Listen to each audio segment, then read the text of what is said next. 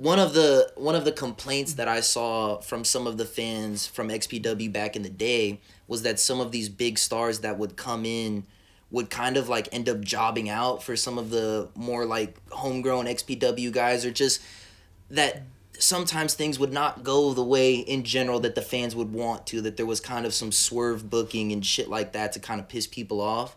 And I'm wondering if that's something that you agree with, and if you see any correlations with that and anything we're seeing in like the modern product. I mean, XPW's booking was horrendous, and like similar to what AEW has, they had no faces, no real faces, or generally everyone was a heel except like Sabu and Supreme. That's actually interesting. Everyone was a heel, so he'd come out there and he'd start the show. He would start the show like he'd book it like WWE would do, so Vince McMahon would come out and talk for 45 minutes.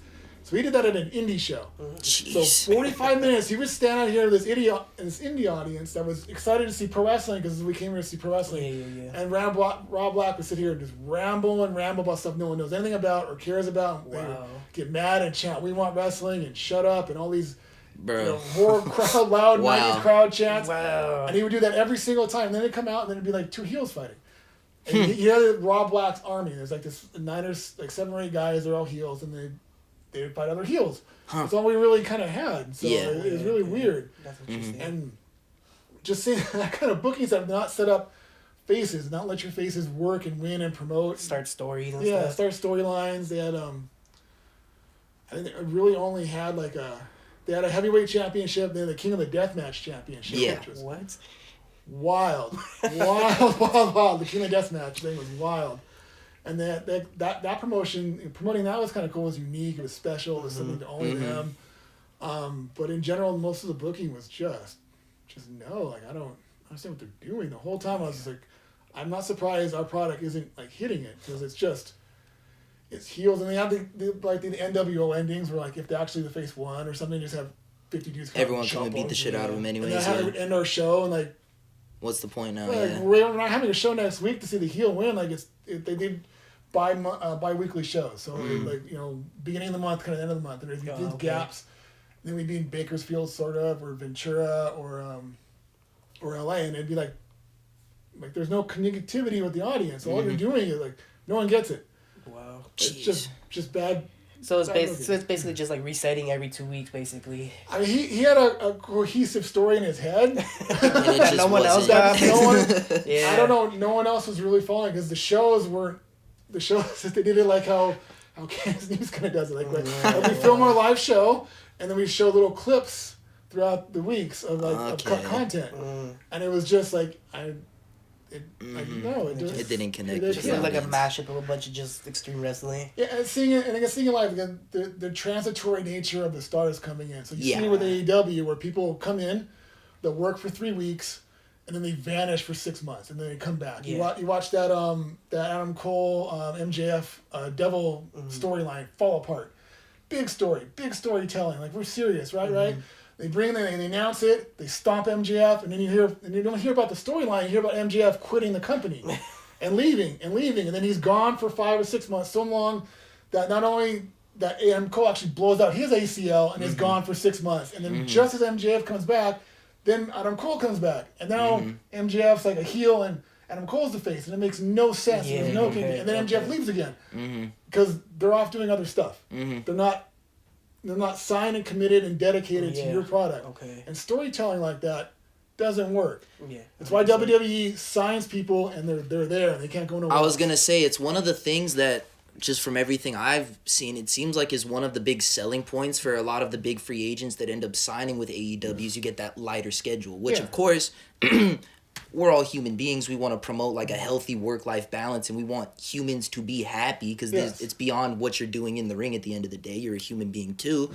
But if you want to like you're saying, be able to tell like a cohesive story that like really hits with the people, you do kind of have to do like that weekly television where things are progressing and building, and you can follow it, and it leads up to those big payoff moments. I need those people here and not gone. So that's a big problem, say, with XPW. So my big wrestling moment was ruined by that kind of concept. So so they brought in Big Dick Dudley to be the heavyweight champion. So if you don't know Big Dick Dudley, he is like the third Dudley brother. Actually, not.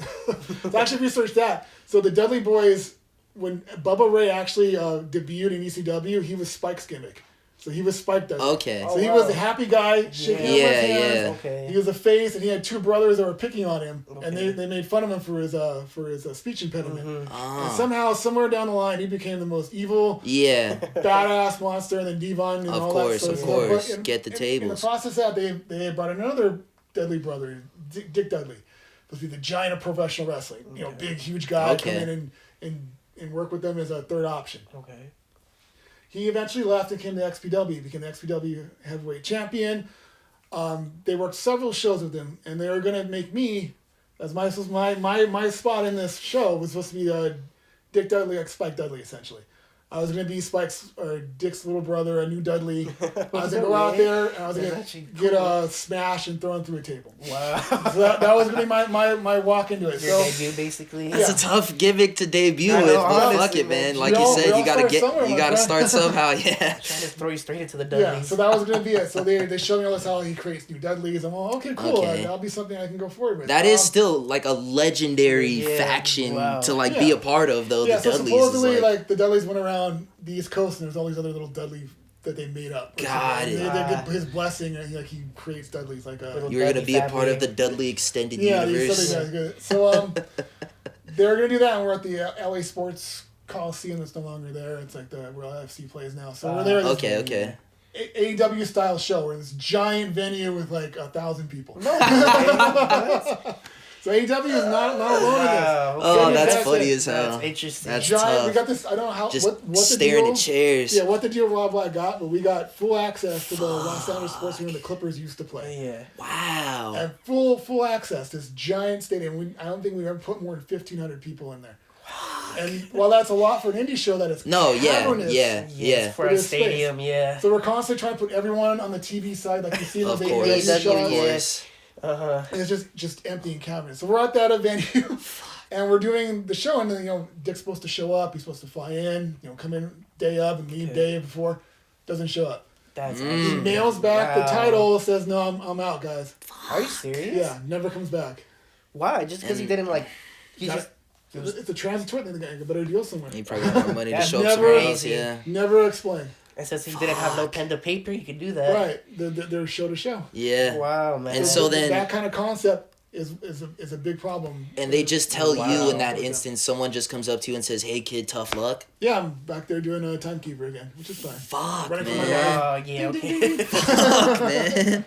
Wow. And they never, is there even it doesn't sound like, is there ever a follow-up conversation afterwards of hey, we're sorry, we recognize you got kind of fucked over here, we have something for you in the future, any sort of reassurance of hey, our bad. So Rob Blackwell, he was the owner and operator. There's an in-between guy, the real showrunner, Kevin Kleinrock, really great guy. Okay. He tried as hard as he possibly effing could to make this a running professional show company. And Poor guy. He explained a little bit of a sorry, but but after that it was just that's it, never discussed again. And did you already kind of know in the moment, or were you still hopeful at that time? I was pretty sure. And then a couple because then they had a large gap in between shows. I don't know, they ran out of money or something happened. So there was a large 6-month gap in between shows. Got it. No one remembered it. And then I also broke all my toes. So I was like, jeez. How did you break your toes? This is the end of my wrestling career here.